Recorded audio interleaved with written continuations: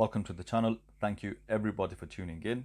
Now today is going to be a triple unboxing. Now it's not a usual unboxing. These watches aren't mine. They've not been sent to me by a company or brand. They've actually been sent to me by a subscriber. Now he's formerly known as Craig Rogers. Now he goes by the name of Manning Time Bring Back I Like Watches.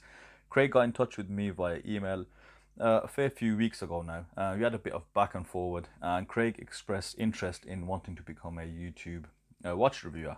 Which I said, by all means, go ahead, Craig. If you need any support, I'm here. But Craig is a very busy man, so Craig basically sent me a list of watches that he wants me to review, and I couldn't really choose between the list. So he said, you know what, I'll send you all three and take your time, because he's not getting much use out of them. So I said okay, and this is what he sent. So thank you very much, Craig. Let's have a look at what you got. Now, so Craig sent over a Rotary Super 7 that I can see through the box. He's also sent a Heimdallr and a Phoibas. So very excited to have a look at what's in those boxes. Now, before I go any further, you know that script. Hit the subscribe button if you haven't done so already. Remember to hit the notifications bell to make sure you're up to date with all the latest reviews. Check the description and remember to leave a comment in the comment section. Make sure you hit that like button, and if you dislike the video, then hit the dislike. There's no issue there. Just leave me some criticism and hopefully I can improve for the next video. Let's give you guys a quick wrist check. On my right, I've got that RLG dive watch. Still wearing it. I need to follow up with the review. Very nice watch so far. And on my left, I've got that San Martin Chinese Homage. Fantastic watch, and you can agree it looks awesome. Right then, let's unbox that Rotary. So this is my first Rotary watch, well, proper Rotary watch. I did buy a Rotary back in the day before I started my YouTube channel, and I was just new to collecting, which was a quartz watch. So with Rotary, if you don't know already, they do have two separate markets. They've got one Swiss made range, which is obviously going to be a bit more expensive, and then they've got this made in China range where they tend to use more Japanese movements. And so let's see what Rotary have got to offer. So obviously it comes in a dive strap. We've got a green Super 7, that's why it's called Rotary Super 7, and there you can get them for around the £200 mark depending where you look. Specifications, you've got a sapphire crystal, you've got an aluminium bezel insert with the 120 click rotation. You've also got a Miyota 8000 series movement, in particular the 8205, which is a non-hacking but hand winding movement. And I think on the face of it, you can tell it has borrowed some design cues from the Submariner. So far, looks good. It feels pretty good in the hand. The bezel rotation is decent. I do like that green. It's a nice green dial. Handsets, very nice. And with the first Rotary that I'm handling, an automatic, so far I gotta say it's pretty nice. £200 is that budget, very affordable watch range, and I think for that initially, you actually can't go wrong, especially from a, let's say, brand. It's a high street brand. You can get these watches from jewelers, etc. And good polishing on the case. I do like that case back. It looks very nice indeed. So I'm interested in wearing this and giving this a detailed review, see what we are working with.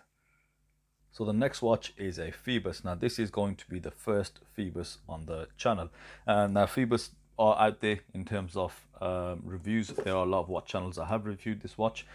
So let's go ahead and have a look. I do like the box. This is canvas style box. Looks very solid. It feels solid. A good way to protect that watch. And also makes the brand more brand worthy, if that makes sense. Obviously you've got your standard documentation within the box. Stainless steel bracelet, stainless steel watch. It's got this really nice green dial. Let's have a closer look. So this is called the Phoibas Wavemaster, model number PY010A. And I'm assuming it's the Wavemaster because of that really nice wave pattern on that dial. That actually does look really nice. And I also like the color combination. You've got that light blue, orange second hand with that black bezel insert and that solid stainless steel case. Now, retro watch in my opinion, no crown guards, does look a bit vintage. It's quite thick as well, decent weight, similar specifications to the Rotary. I don't know if I mentioned that the Rotary had 300 meters of water resistance, so does this watch here. The watch comes with a domed sapphire crystal, ceramic bezel insert, 120 click unidirectional bezel. It's got a Seiko Epson NH35 movement, and also the price is around the 220 mark. So similar price range as the previous watch. I can see a pattern developing here, especially in terms of specifications and the style. So Craig is a man clearly after my own heart, loves his dive watches like myself. One other thing to note straight off the bat, that bracelet is quite nice. It's a solid end link engineer style bracelet. Feels really good, and you can also see that it's got a milled clasp. So they've ticked all the boxes so far in terms of what we desire when we're looking at this price range, especially decent case back. You got an octopus on the case back. So this being my first Phoibas in my hand, seems pretty solid. The weight's there, it looks nice. The color combination that I can see is not something I would usually go for. So you've got that green, that light blue, but the orange is nice. I do like the orange, does make it stand out a bit. Let's just have a closer look at that dial. So it's called the Wave Master. There's that lovely wave pattern. One thing I have noticed, I looked at this watch in some pictures, and in the pictures the chapter ring shows to have orange markers. Now this one doesn't have those orange markers, it's got black. Maybe it was a previous version, but I think it gives it a undesired effect, which is pretty nice. So from further away, it looks, you can see the green dial, but you can't see that chapter ring, so it gives it some added depth, which is nice because obviously it's a dive watch.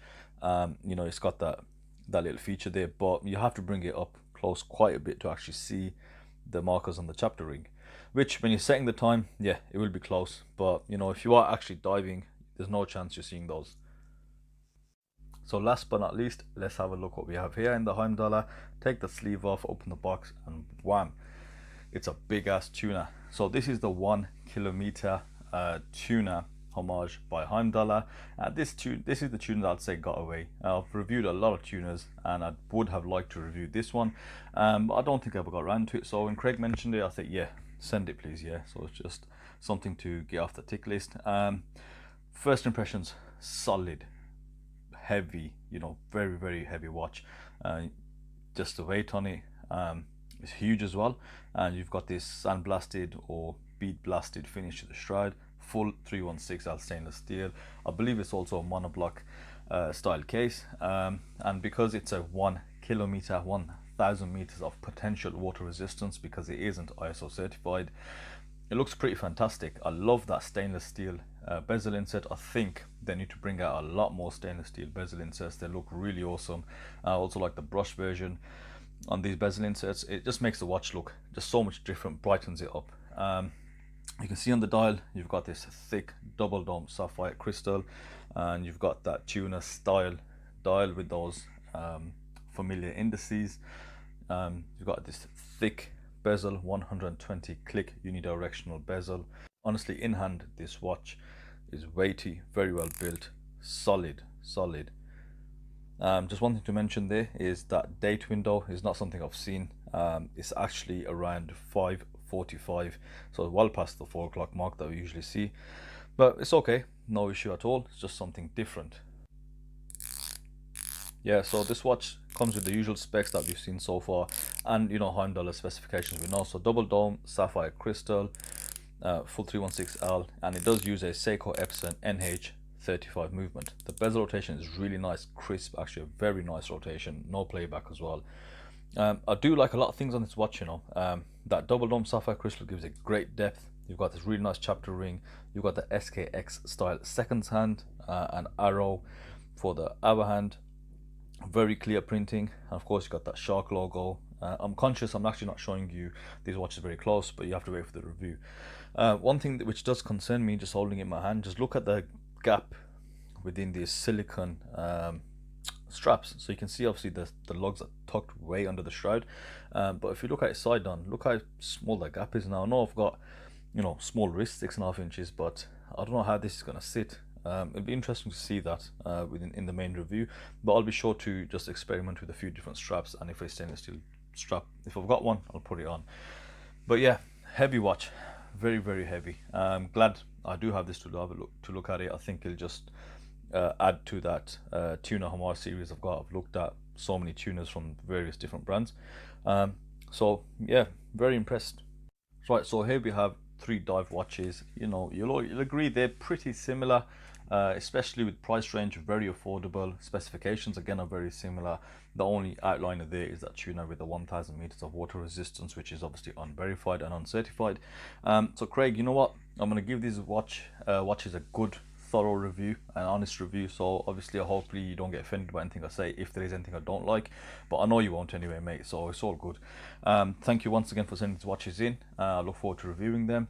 I know you don't need them back in a hurry, so I'll take my time. I've got a bit of a backlog, and if anybody wants to send in watches for review, I don't mind at all. Feel free to do so. There's my email address in the description. We can cover postage, etc., and cover the postage sending it back to you if you want your watch featured on the channel. So without saying anything else, you know, please tune in. Make sure you have hit the subscribe button. Make sure you hit that notification bell, and I'll be reviewing these watches in due course. Thank you everybody for watching, and I'll see you on the next video.